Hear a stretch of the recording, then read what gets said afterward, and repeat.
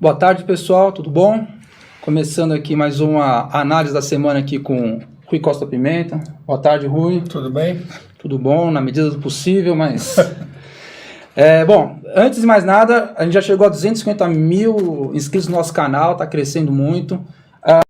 O canal do Rui, né, o canal do PCO, essa análise aqui é uma análise um pouco mais simplificada. Todo sábado às 11h30 lá no canal do PCO, eles fazem ao vivo, é muito bacana, bem aprofundada.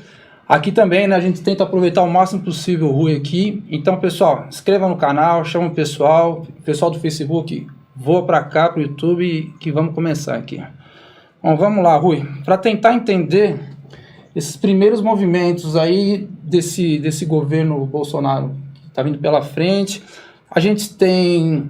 né, na figura do Paulo Guedes ali no posto Piranga, uma figura ultraliberal, que promete privatizar tudo aceleradamente, toda a questão internacional que envolve, mas a gente tem uma retaguarda muito forte, que não é de hoje, dos militares, né?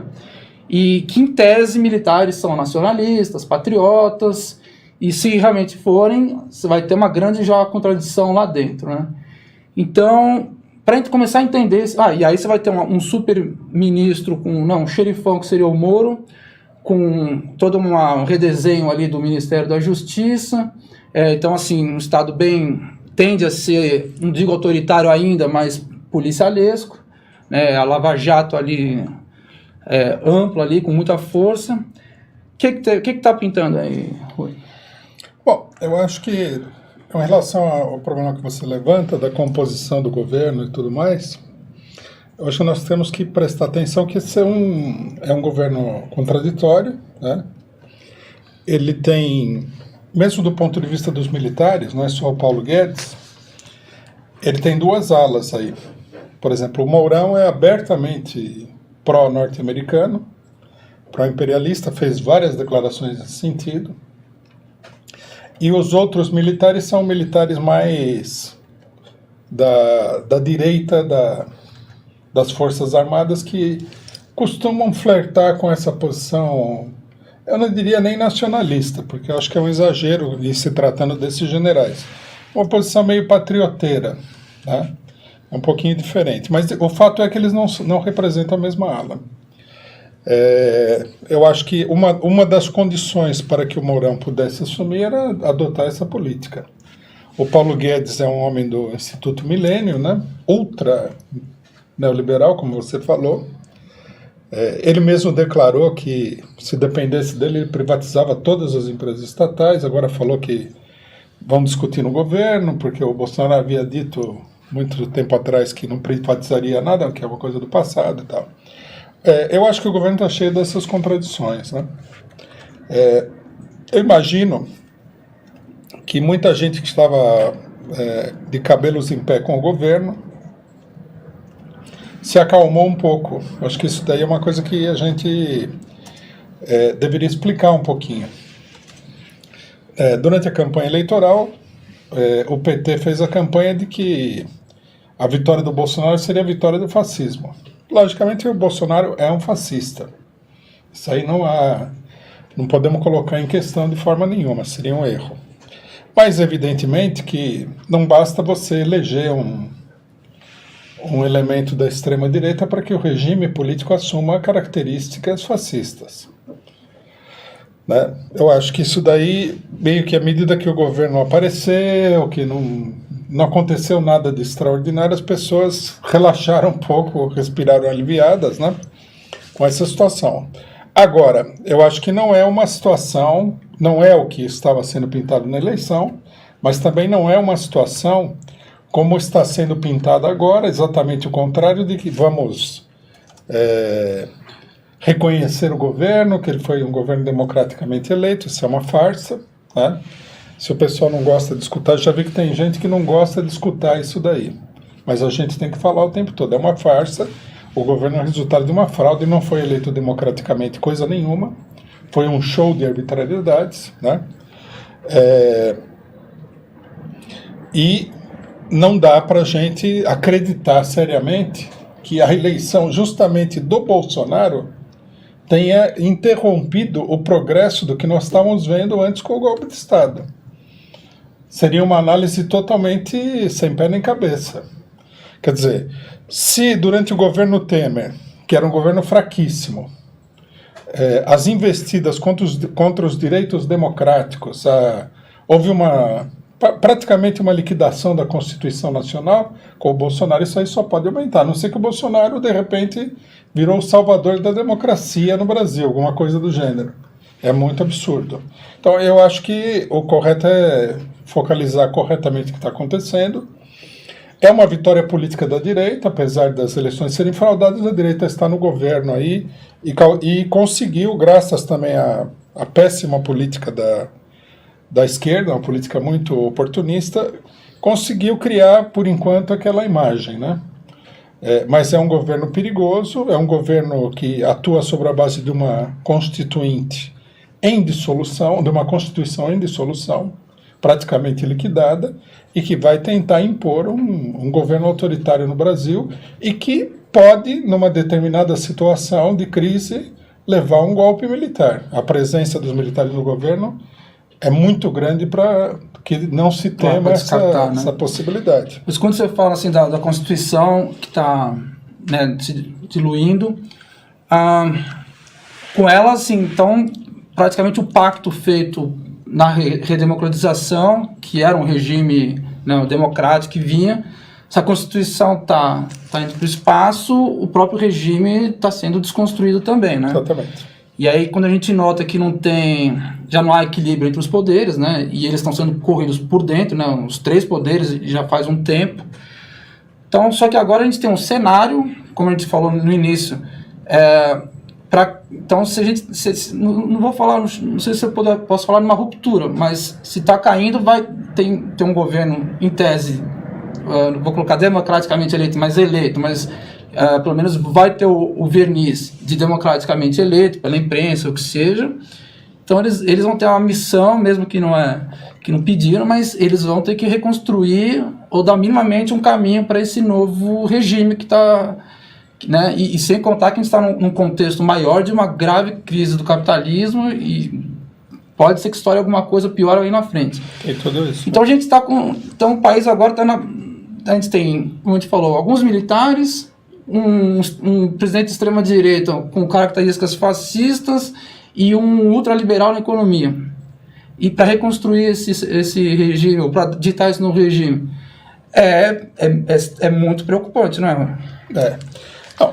Algumas pessoas, inclusive, já levantaram a possibilidade, em relação a isso, de que o MST, a CUT e o PT sejam colocados na ilegalidade. Eu não acho que isso aí vai acontecer num estalo de dedos. Não seria, porque dizem que seria a primeira medida, uma das primeiras medidas do Bolsonaro é criminalizar principalmente o MST e MTST, não? Aí tudo bem, eu acho que sim, que eles vão criar, já criaram, né, com várias leis que foram aprovadas, agora está em discussão modificações na lei antiterrorista, uma lei que o PT nunca deveria ter aprovado, né? Eles vão criar condições legais para uma investida contra essas organizações. Agora, precisa ver também se eles têm a força para impor toda essa legislação, né? Um dos problemas do governo Bolsonaro, que a gente não conseguiu ver ainda, é qual é a força real desse governo. A burguesia apoia o governo, mas apoia o governo com um certo questionamento, um certo porém, né? Eu acho que a burguesia gostaria de ver o PT na ilegalidade, porque o regime político não vai conseguir funcionar em favor da burguesia com o PT. O Bolsonaro só é presidente porque o Lula foi preso para não concorrer às eleições. Então, por aí nós podemos ver a situação delicada que existe aí. Então, eu acho que nós temos que levar em consideração que o governo vai investir contra os direitos e vai procurar estabelecer uma nova situação jurídica no país, uma nova situação constitucional.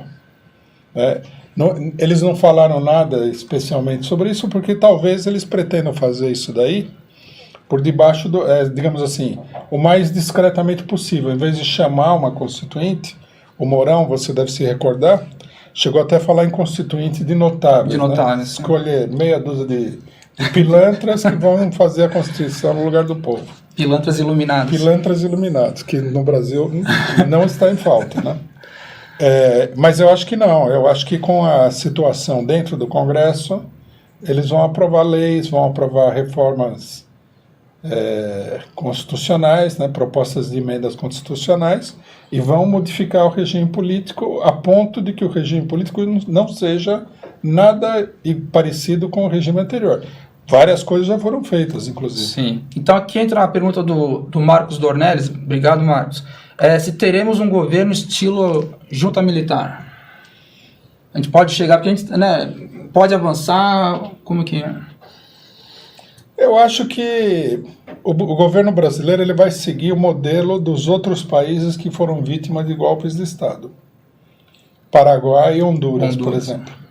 O que aconteceu? Tem eleições, tem o STF local, tem o Congresso, mas a direita controla tudo, e quando a direita não controla, os militares vão para cima. E no interior do país, que são países agrários, né, não é bem o caso brasileiro, que não é um país tão agrário assim, campeia uma violência inacreditável, tanto que a gente vê essa fuga de pessoas de Honduras. Isso é devido à violência. Começa ali atrás, em 2011, 2009, no golpe, né? Tem muita repressão no campo. Exato. E, logicamente, não tem, aí tem uma coisa interessante. Não tem tanta repressão nas cidades, mas tem, porque, finalmente, a classe operária é pequena e a classe operária, de um modo geral, está acuada pelo problema da política de globalização, de estabilidade monetária e tudo mais. E a esquerda ela é muito conformista. A esquerda paraguaia praticamente não, varreu da história nacional o golpe que derrubou Fernando Lugo, que é o que uma parte da esquerda está tentando fazer no Brasil. Aqui no Brasil. O pessoal está louco para a gente entrar já na esquerda daqui, mas antes eu vou aproveitar que o Rui citou aqui Honduras. Tem um superchat do Alexandre Show, que é o seguinte: o que o governo faria se uma retaliação econômica dos países árabes e do Mercosul começar a gerar desemprego e déficit fiscal? Ele está se referindo a algumas declarações e posições que não são de hoje, né, já são da campanha do Bolsonaro, do Paulo Guedes em relação ao Mercosul, o Bolsonaro de mudar a embaixada do Brasil lá em Israel, né, tirar de Tel Aviv e passar para Jerusalém. A gente teve ontem, né, o Egito falou que não ia receber o Aloysio Nunes, e já tinha lá um grupo de 20 empresários esperando para as rodadas de negócios, e tiveram que voltar para casa com mão vazia. O governo Bolsonaro assumiu uma posição que não por acaso foi assumida por pouquíssimos países, os Estados Unidos, Paraguai. Então, faz todo sentido.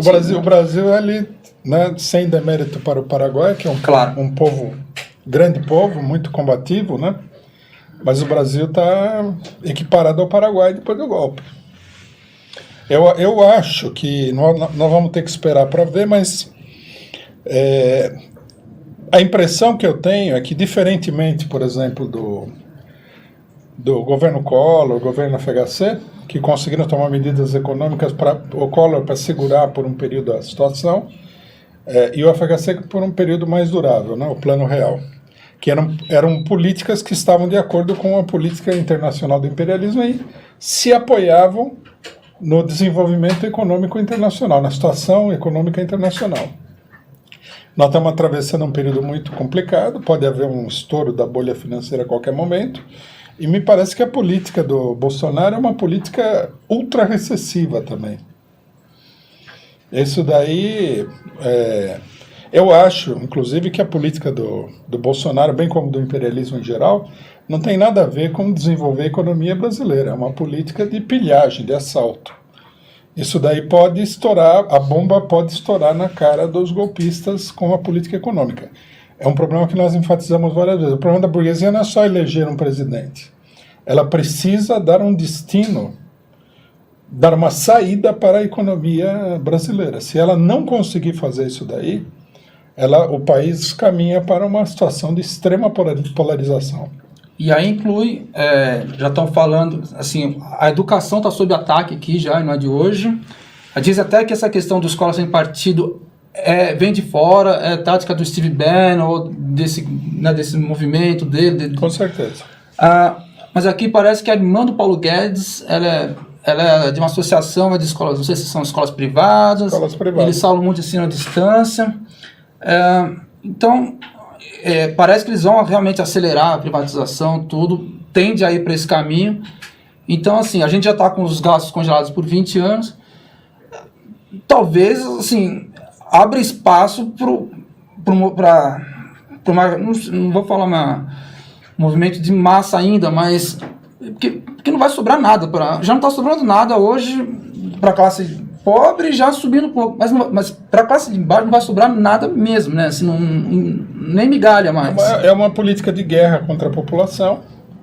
Vamos ter claro que se o candidato eleito fosse outro, acabaria sendo forçado a fazer mais uma política, ou ia ser derrubado, no caso. E é uma política que tem um alcance muito maior do que a maioria das pessoas pensa, que é o seguinte, por exemplo, esse negócio das escolas, eles vão para uma política de destruição do ensino público. Não se trata apenas de diminuir o gasto público para entregar o dinheiro para os capitalistas. Você tem também a necessidade de abrir artificialmente novos mercados para setores capitalistas locais. É toda uma outra concepção da economia, visa a liquidação total, né, do chamado estado de bem-estar social, que no Brasil sempre teve uma característica nacionalista e tudo mais. Isso eu acho que não há lugar nenhum a dúvida. O ataque, né, seja como ele vai se desenvolver, o que nós estamos para ver, contra as condições de vida da população vai ser duríssimo. O mais duro que o Brasil já teve.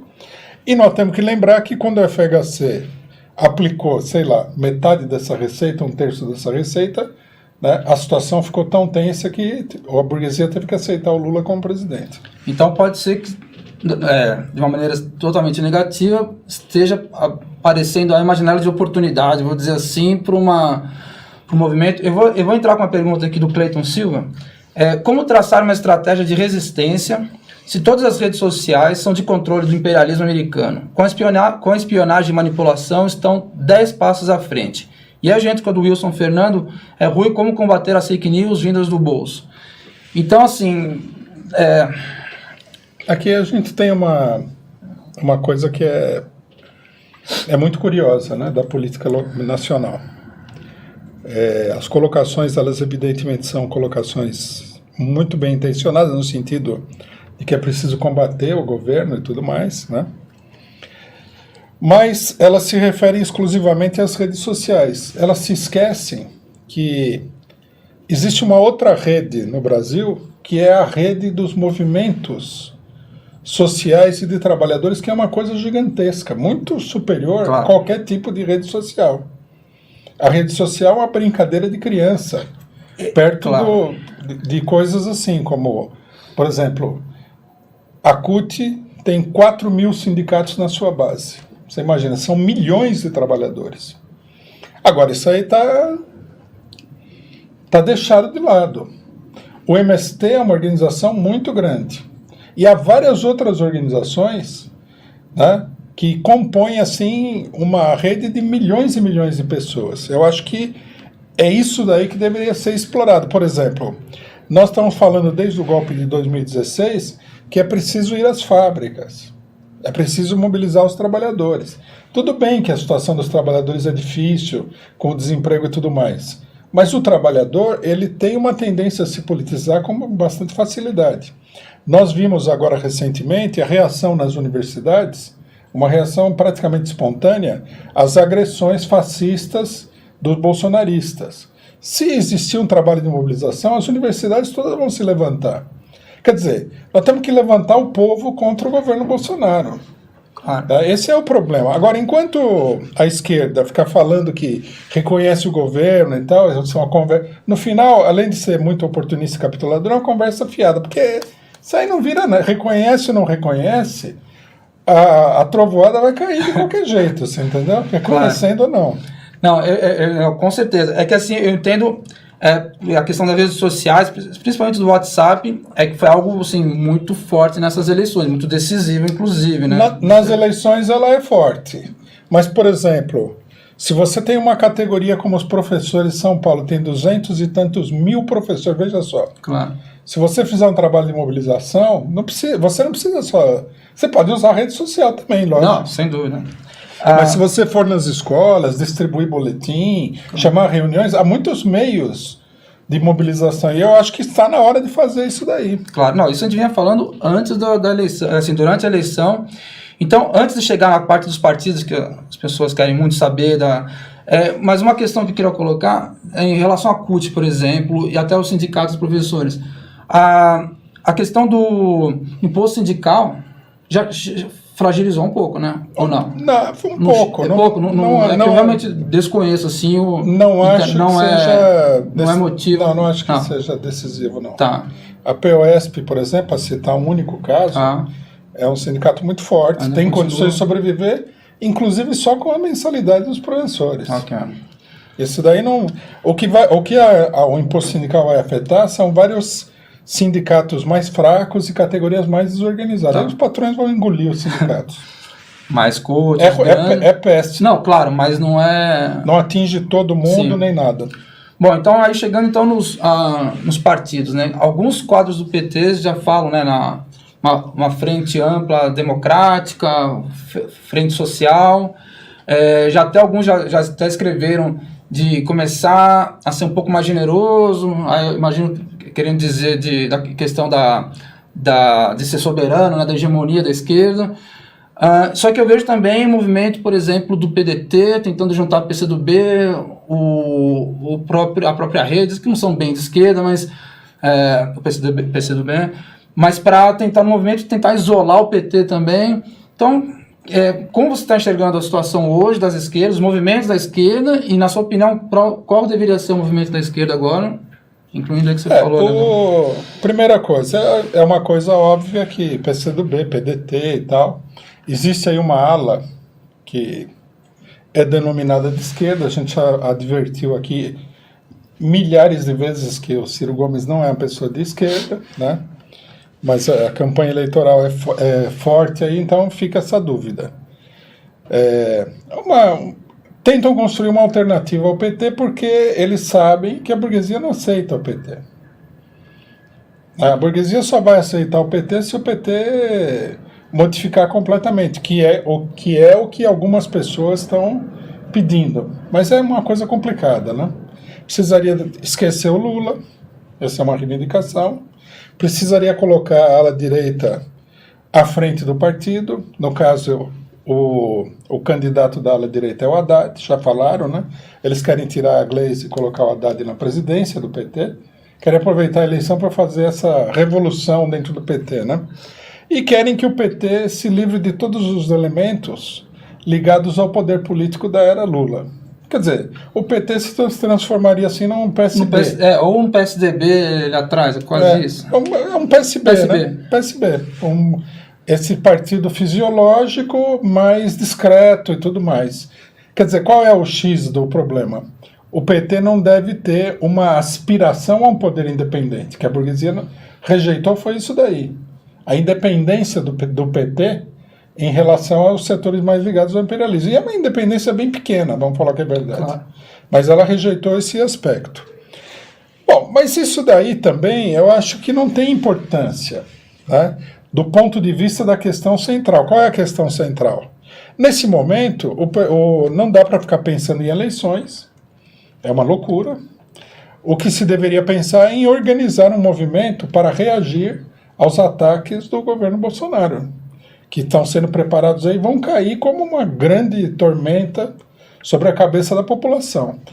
Quando se trata de fazer isso daí, Ciro Gomes não vira nada, não adianta nada.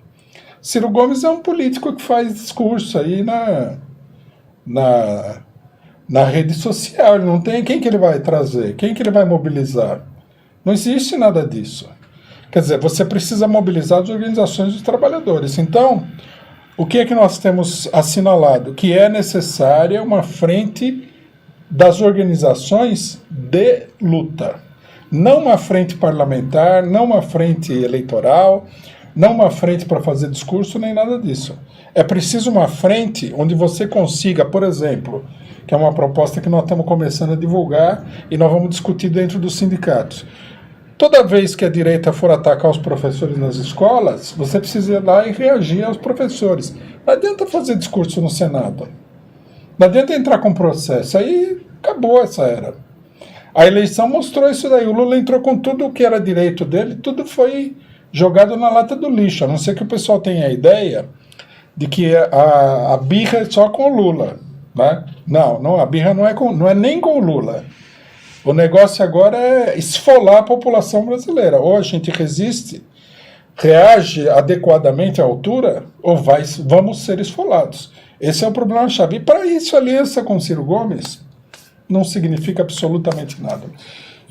Mas você está vendo você falou, parece que vocês vão lançar esses comitês. A gente chegou a comentar sobre isso também, né? Que aqueles comitês que o Stedley tinha falado no começo do ano.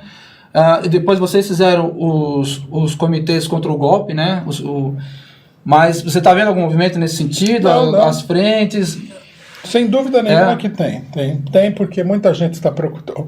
Algumas pessoas estão procurando disfarçar o tamanho do problema, do perigo, com uma discussão confusa, mas muita gente está preocupada com o que o Bolsonaro vai fazer. Por exemplo, no setor educacional o ataque vai ser muito grande. Isso aí já está claro. Sim. Isso aí está acontecendo. Então o pessoal está se organizando. Já existem comitês, né? Esses comitês começaram a ser formados na época do golpe de 2016. Né? Muitos deles reivindicavam a anulação do impeachment, a volta da Dilma, etc. e tal. Eles estão aí ainda, se mobilizam e tudo mais. Nós estamos trabalhando nesse sentido.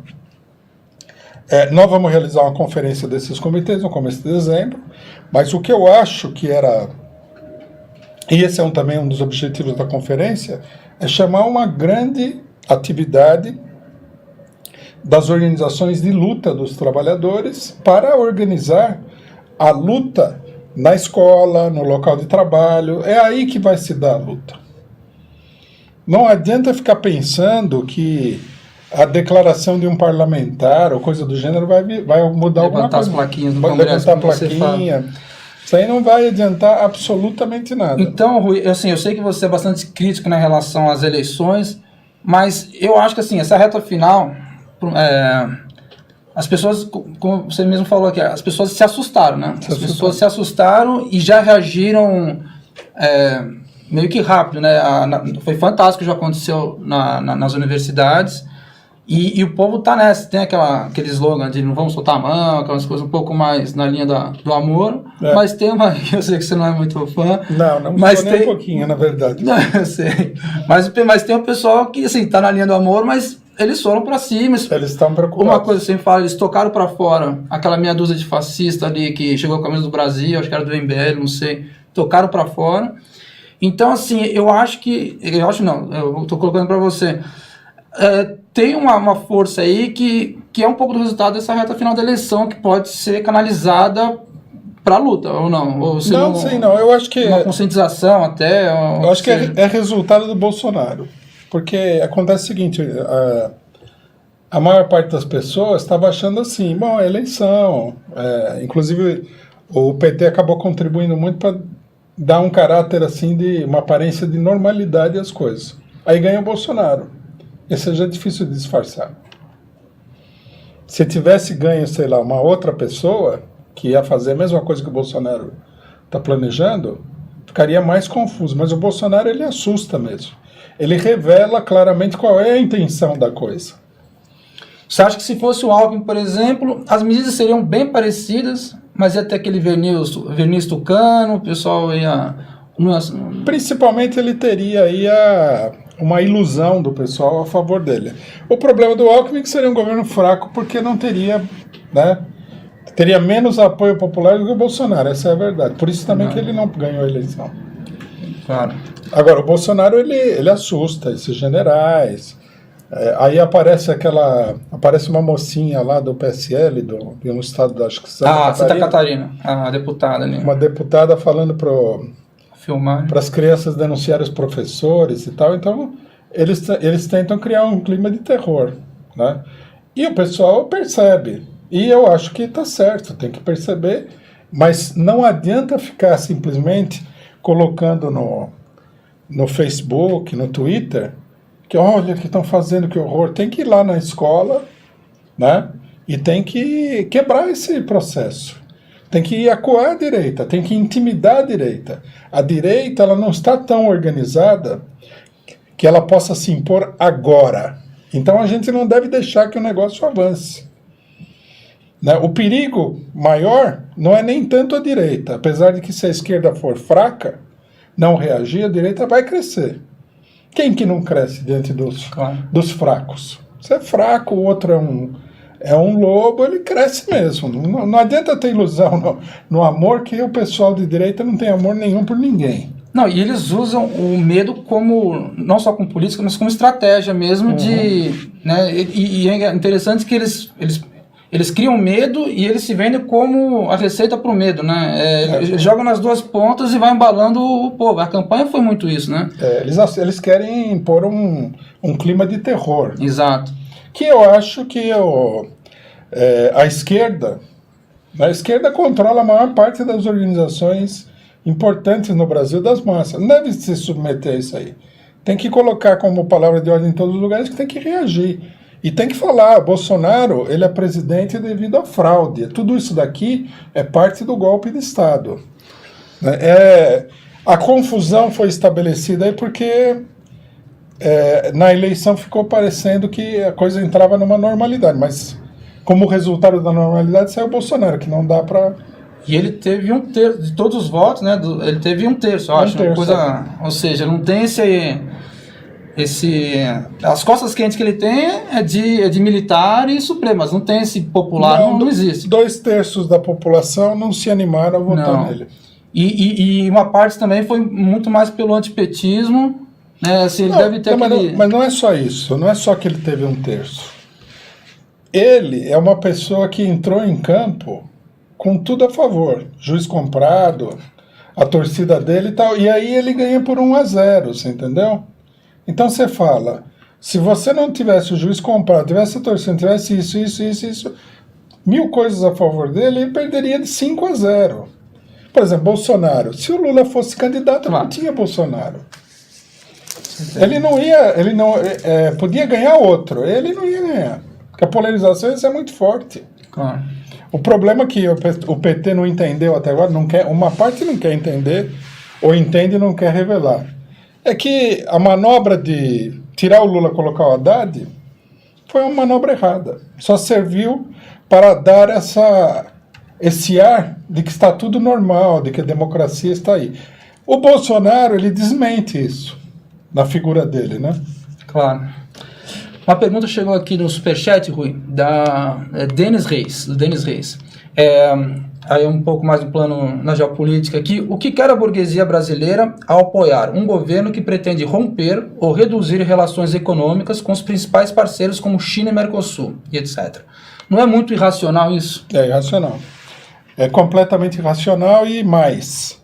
É o resultado da crise. Quando nós temos uma crise, quando está tudo normal, as coisas parecem que andam numa certa naturalidade, né? Uma coisa vem depois da outra, é tudo normal. Quando vem a crise, os acontecimentos eles são inesperados. Há muitos deslocamentos e as pessoas são obrigadas a improvisar. O que nós temos que entender é que toda uma parte da burguesia aprovou o Bolsonaro nessa situação de crise. E agora eles têm como objetivo forçar o Bolsonaro a fazer a política deles. Então é complicado, porque uma coisa é você ter um governo, que seria, vamos supor, um governo do PSDB, Fernando Henrique Cardoso, por exemplo, que faz o que a burguesia quer. A burguesia chega e fala, esse é o nosso garoto. Ele está aqui para fazer o que a gente quer. Agora, entrou um baixo clero da burguesia, que é o Bolsonaro, esses generais, isso aí é um baixo clero da burguesia. Inclusive, a gente vê pelos apoios que é aquela burguesia morta de fome que não é a burguesia propriamente dita, né? Tipo Loja Centauro, outras coisas. Então, agora a burguesia tem que pegar os mortos de fome aí e tentar controlar. Vão controlar? É uma pergunta. Isso vai terminar tudo numa grande crise? É outra pergunta. Mas a burguesia, essas contradições que o companheiro aí apresenta, são resultado da situação de crise. É como o Trump. O Bolsonaro, nesse sentido, é um Trump brasileiro. Nesse sentido. Claro. Né? O Trump ele entrou contra a maioria da burguesia. Agora está tendo eleições. Se os democratas tiverem maioria, a situação dele vai ficar difícil, porque pode até acontecer o impeachment. A burguesia não queria o Trump. Não, né? Nem o próprio partido dele, né? Nem o próprio partido dele. Então, quer dizer, uma coisa que a gente tem que entender sobre a classe dominante é que ela não como é que se diz, todo poderosa. Ela domina, mas a dominação, ela exige certo exercício, certo correr atrás, e às vezes as coisas são difíceis de equacionar. Né? Aí a burguesia entra com o plano B, o plano C, o plano D. O Bolsonaro é o plano B, não era o plano A. Não. Por isso que a gente vê tanta contradição, tanta discussão, se vai fazer isso, vai fazer aquilo. Dá a impressão de que o governo é um caos. Né? Para quem olha assim, panoramicamente o que está acontecendo, dá a impressão de que é um caos. É porque as pressões são gigantescas. Aí a Carmen Lúcia, que foi uma serviçal do golpe desde o começo, fala assim, estou preocupada com as instituições. Ela pegou o STF e jogou na lata do lixo. Por que ela está preocupada com as instituições? Porque eles vão procurar botar um freio no Bolsonaro. A revista de Economista já falou isso daí. Precisa ter uma oposição que, através da imprensa, do judiciário, da burocracia estatal, coloque um freio no Bolsonaro. Esse é o plano da burguesia.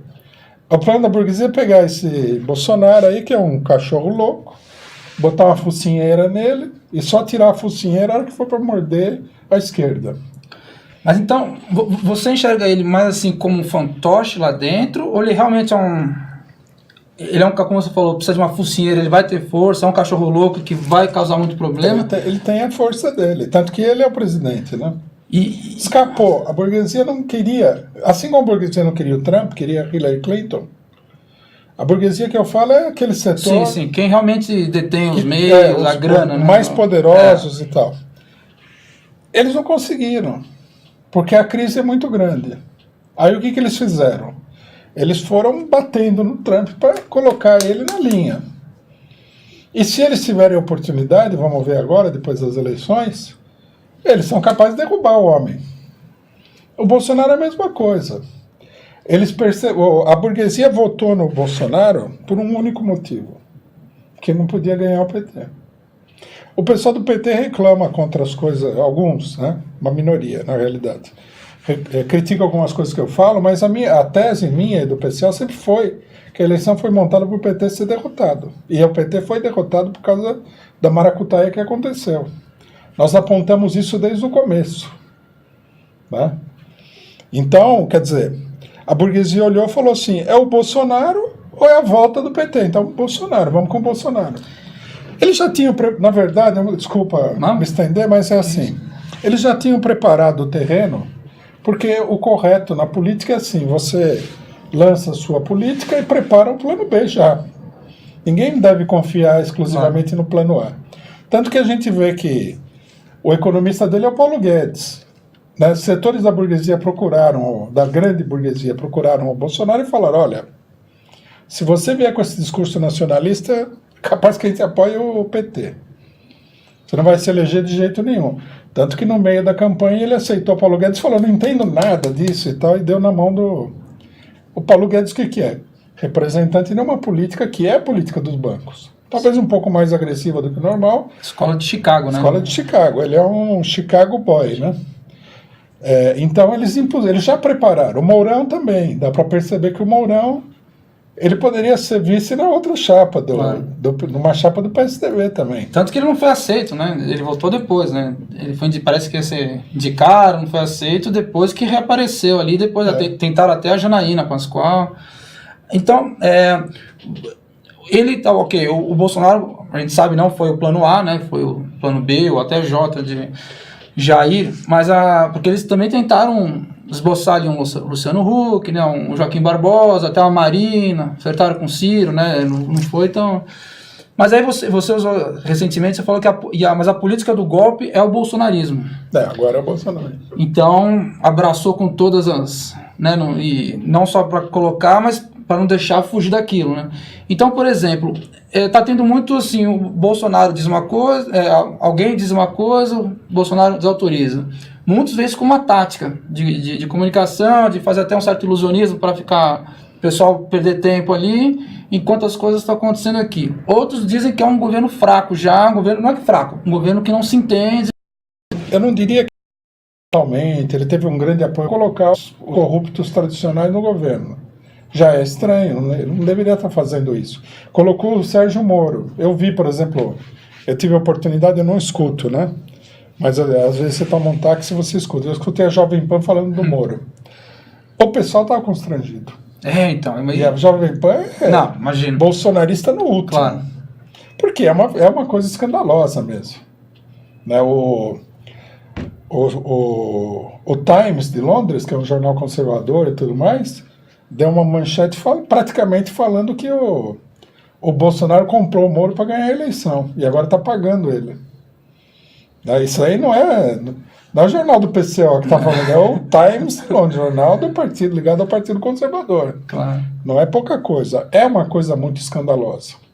Tem muito protesto internacional, que é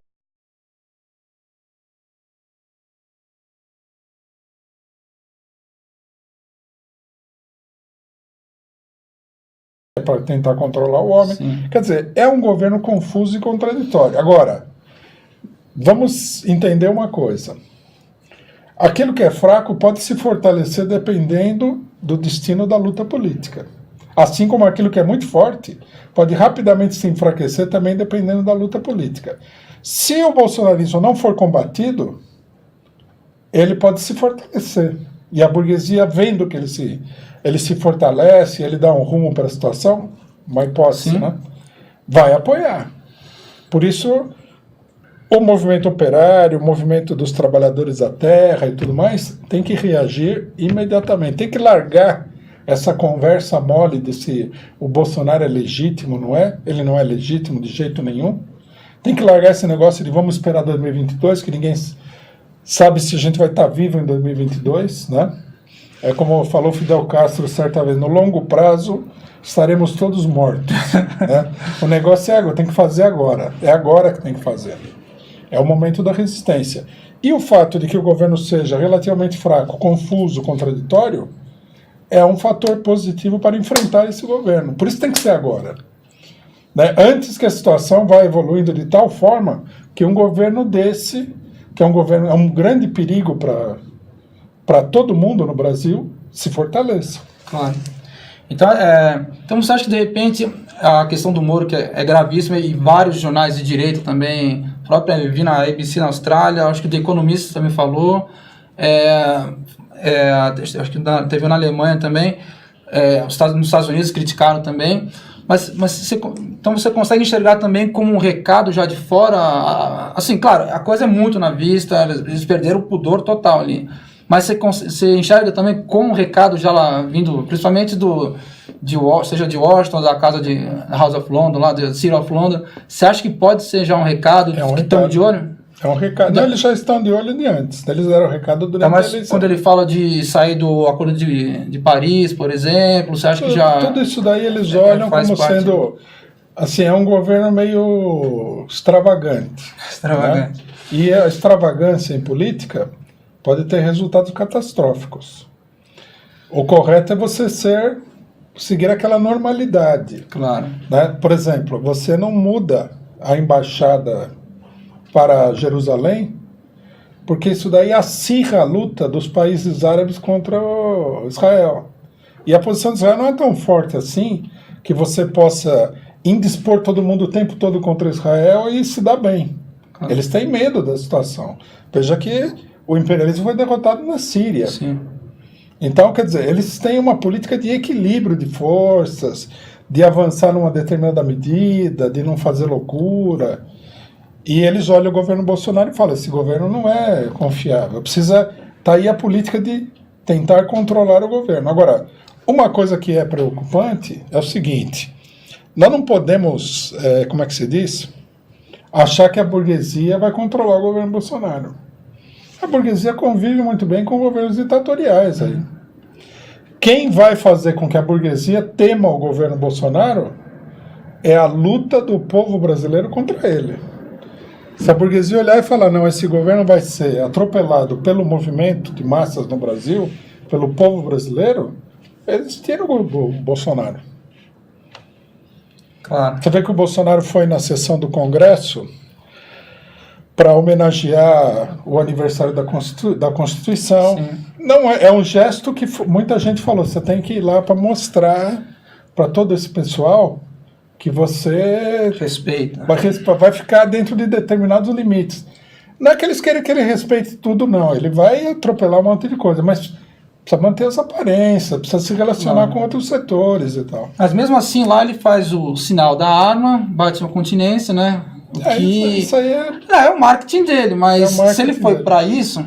Mas essa é outra questão. Ele tem que fazer isso. Então, ele vai ficar dialogando sempre com aquele pessoal fanático dele, mandando essas mensagens, e ao mesmo tempo tentar... Se ele não fizer isso daí, ele acaba. Aí acaba. Se ele se transformar num Temer... Aí vai ser engolido. Ele vai ser destruído. O pessoal dele... Ele não tem nenhum apoio, né? Os setores empresariais que apoiaram ele abandonou ele fica pendurado na brocha. Então ele tem que... Ele também está no fio da navalha. Porque... Entendeu? Porque para agradar lá ele vai assustar aqui sempre, não, né? Ele tem que estimular a extrema-direita e ceder para a direita, para o imperialismo. Estimular e ceder, estimular e ceder. Em algumas coisas ele vai ter que disputar. E também tem o seguinte, se o relacionamento entre ele, o imperialismo, os banqueiros, etc. e tal, ficar muito difícil, pode acontecer, como já aconteceu em vários lugares, que ele rompa e vá para um governo de força. Isso também é uma possibilidade. Aí ele precisaria, logicamente, para fazer isso daí, ele precisa do apoio do comando das Forças Armadas, que já mostrou que pode dar um golpe. Se vai dar um golpe a favor do Bolsonaro ou contra ele, isso não está muito claro, mas que vai ser contra o povo de qualquer maneira, em qualquer situação. Então, quer dizer, há muitas possibilidades, né? Muita ditadura já chegou e falou, não vou seguir isso aqui porque é impossível. Aí vai para a linha dura, vai para o enfrentamento, aí a burguesia espera um pouco, daí de repente a situação estoura, né? Bom, a ditadura argentina invadiu as Malvinas contra os Estados Unidos e contra a Inglaterra no desespero, né? Exatamente, tentar criar um factóide. Não, e assim, não estou comparando, mas assim, sempre pode ter uma facada, né? Que muda a história ou dá uma guinada na história, né? Essa facada do Bolsonaro, inclusive, se alguém precisaria explicar isso algum dia, né? E é estranho esse silêncio dele, mortal, né? Assim, esqueceram ele, tá bem guardadinho ali, né? O tal do Adélio, né? Ele foi, inclusive, considerado como uma pessoa perturbada, então já teve decisões judiciais a favor dele, que é mais estranho ainda. Claro. Bom, chegando ao fim, queria agradecer aqui o Pedro Barbosa, acabou de virar membro. Cara, não dá para ler tudo, mas Rui, muito obrigado. Eu que agradeço. Valeu, semana que vem estamos de volta aí, pessoal. Obrigado mesmo, até semana que vem. Tchau, tchau. Nós precisamos montar uma poderosa imprensa.